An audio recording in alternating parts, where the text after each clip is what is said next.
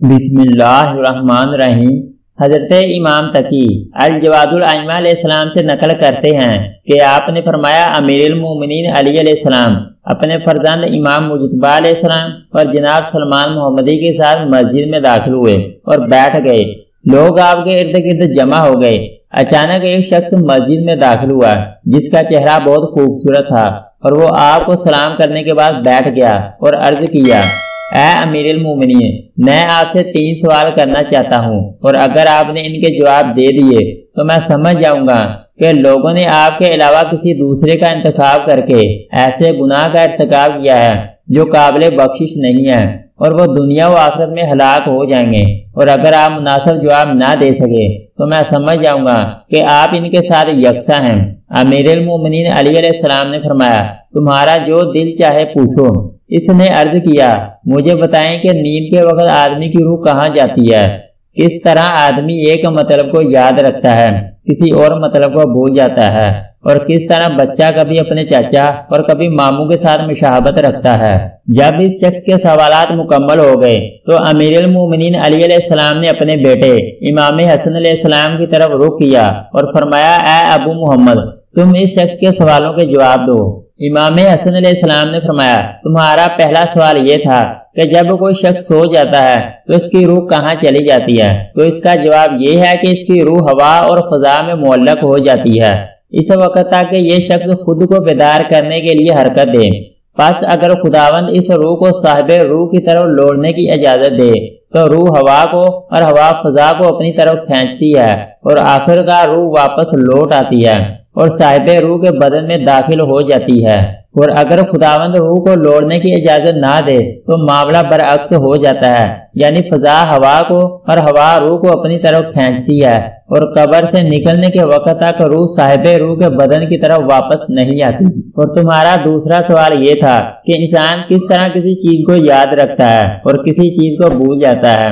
اس کا جواب یہ ہے کہ انسان کا دل ایک ظرف میں ہے اور اس پر ایک پردہ ہے۔ اگر وہ چاہتا کہ کسی مطلب کو یاد میں لائے تو محمد و آل محمد علیہ السلام پر ایک کامل درود بھیجتا ہے، تو دل کا وہ پردہ ایک طرف ہٹ جاتا ہے اور دل کھل جاتا ہے اور روشن ہو جاتا ہے، اور وہ شخص جس چیز کو بھول گیا ہوتا ہے وہ اسے یاد آ جاتی ہے۔ اور تم نے جو تیسرا سوال پوچھا ہے وہ یہ ہے کہ کس طرح بچہ کبھی اپنے چچا اور کبھی اپنے ماموں سے مشابہت رکھتا ہے۔ تو اس کا جواب یہ ہے کہ جب انسان اپنی بیوی سے ہم بستر ہوتا ہے تو اگر اس کا دل مطمئن، رگیں پرسکون اور بدن میں کوئی لرزہ اور اضطراب نہ ہو تو نطفہ رحم میں داخل ہو جاتا ہے اور بچہ ماں باپ میں سے کسی کی شبیہ ہوتا ہے۔ اور اگر اس کے برخلاف آدمی کا دل مطمئن نہ ہو اور اس کی رگیں پرسکون نہ ہوں اور اس کا بدن کسی خوف یا وحشت یا کسی اور وجہ سے کانپنے لگے اور اضطراب کا شکار ہو تو نطفہ بھی کانپ جاتا ہے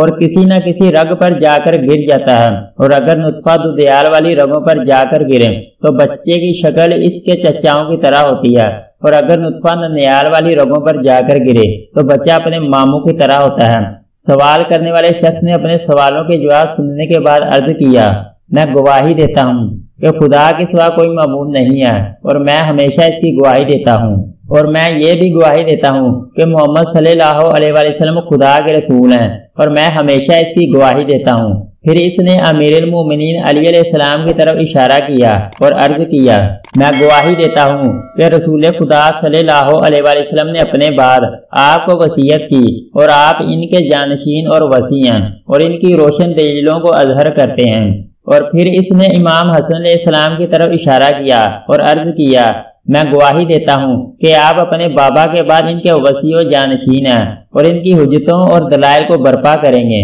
اور پھر عرض کیا، میں گواہی دیتا ہوں کہ آپ کے فرزند رشید امام حسین بن علی علیہ السلام اپنے بھائی کے بعد حجت خدا ہیں اور لوگوں کے لیے دلیل و برہان دکھائیں گے۔ اور میں گواہی دیتا ہوں کہ علی بن حسین علیہ السلام حسین علیہ السلام کے امر کو زندہ رکھنے والے ہیں، یعنی ان کے بعد ہدایت کے پرچم کو اپنے کندھوں پر اٹھائیں گے۔ اور میں گواہی دیتا ہوں کہ محمد بن علی علیہ السلام علی بن حسین علیہ السلام کے امر کو قائم رکھنے والے ہیں اور آپ ان کی راہ کو برقرار رکھیں گے۔ اور میں گواہی دیتا ہوں کہ محمد بن علی علیہ السلام کے بعد جعفر بن محمد علی علیہ السلام ان کے حاکم و فرما رواں ہوں گے۔ اور میں گواہی دیتا ہوں کہ محمد بن علی علیہ السلام علی بن موسیٰ علیہ السلام کے بعد صاحب امر ہیں اور جنوں اس کے پیشوا ہیں، اور میں گواہی دیتا ہوں کہ موسیٰ بن جعفر علیہ السلام جعفر بن محمد علیہ السلام کے بعد ان کے امر کو باقی رکھیں گے اور وہ ان کے بعد صاحب اختیار ہوں گے، اور میں گواہی دیتا ہوں کہ علی بن موسیٰ علیہ السلام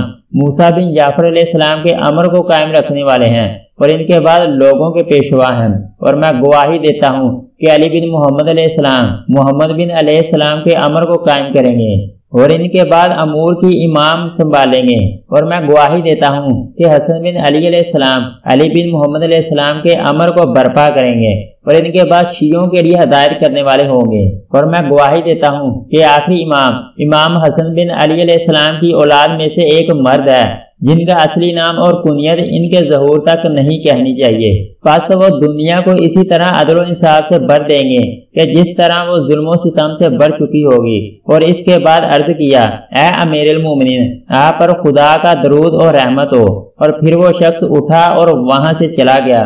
امیر المومنین علی علیہ السلام نے امام مجتبیٰ علیہ السلام سے فرمایا، اے ابو محمد، اس شخص کے پیچھے جاؤ اور دیکھو کہ یہ کہاں جاتا ہے۔ امام حسین علیہ السلام اس شخص کے پیچھے مسجد سے خارج ہوئے اور جب واپس آئے تو امیر المومنین علی علیہ السلام سے عرض کیا،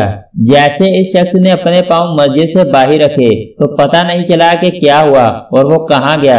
امیر المومنین علی علیہ السلام نے فرمایا، اے ابو محمد، کیا تم نے اسے پہچانا؟ عرض کیا، خدا اور اس کا رسول اور امیر المومنین بہتر جانتے ہیں۔ علی علیہ السلام نے فرمایا، وہ خضر علیہ السلام تھے۔ اگر آپ کو ہماری ویڈیو اچھی لگے تو اس کو لائک اور سبسکرائب کر دیں۔